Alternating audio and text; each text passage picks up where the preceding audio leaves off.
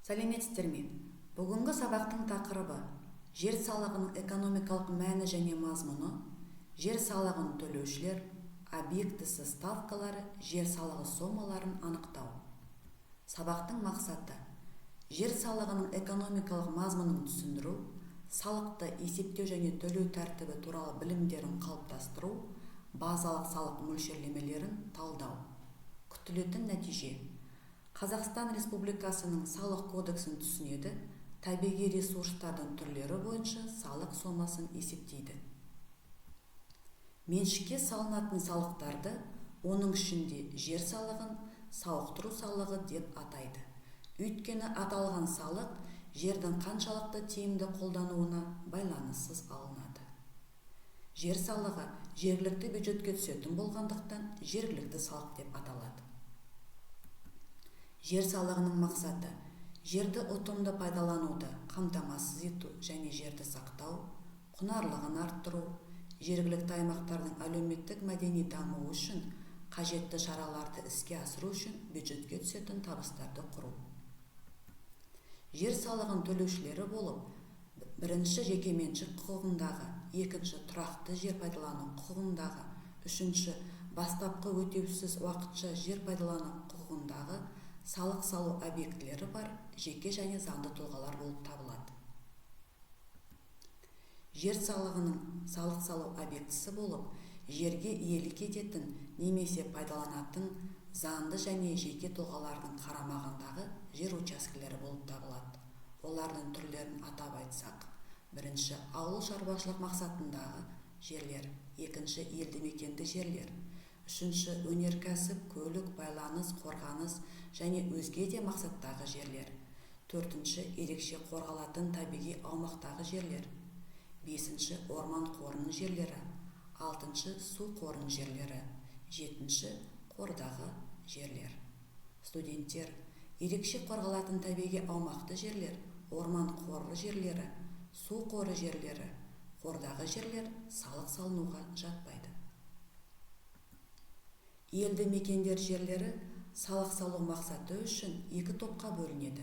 Бірінші топ тұрғын үй қоры, соның ішінде олардың жанындағы құрылыстар мен ғимараттар орналасқан жерлерді қоспағанда елді мекендер жерлері.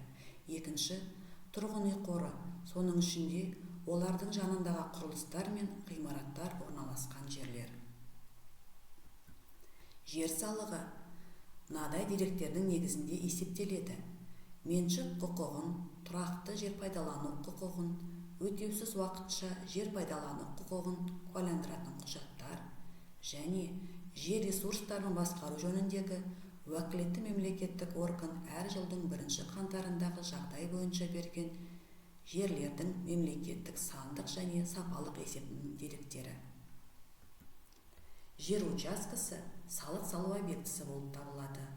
Ал жер салығын айқындау үшін жер учаскесінің алаңы салықтық база болып табылады. Ауыл шаруашылығы мақсатындағы жерлерге салық салу механизмі. Салық ставкасы 1 гектарға есептеліп белгіленеді және топырақтың сапасы бойынша сараланады. Топырақтың сапасы, топырақтың құнарлығы бойынша саралау балл бонитет деп аталады. Салық салу мақсатында ауыл шаруашылық жерлері екіге бөлінеді: далалық, шөлейтті, шөлді жерлер.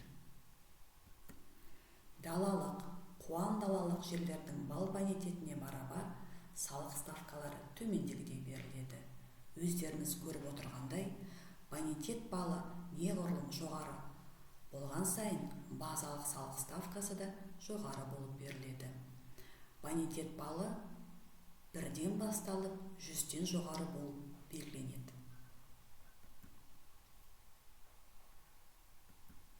Жеке тұлғалардың ауыл шаруашылығы жерлеріне салынатын базалық салық ставкалары көлемі 0,50 гектарға дейін қосылғанда 0,1 гектар үшін 20 теңге, көлемі 0,50 гектардан асатын алаңға 0,1 гектар үшін 100 теңге болып белгіленеді.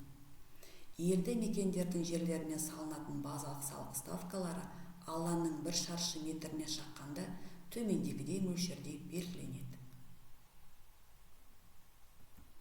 үй іргесіндегі жер учаскелеріне салынатын базалық салық ставкалары: бірінші, республикалық маңызы бар қалалар, Астана және облыстық маңызы бар қалалар үшін көлемі 1000 шаршы метрге дейін қоса алғанда 1 шаршы метр үшін 0,20 теңге, көлемі 1000 шаршы метрден асатын алаңға 1 шаршы метр үшін 6 теңге болып белгіленеді. Екінші, қалған елді мекендер үшін көлемі 5000 шаршы метрге дейін қоса алғанда 1 шаршы метр үшін 0,20 теңге, көлемі 5000 шаршы метрден асатын алаңға 1 шаршы метр үшін 1 теңге болып белгіленеді.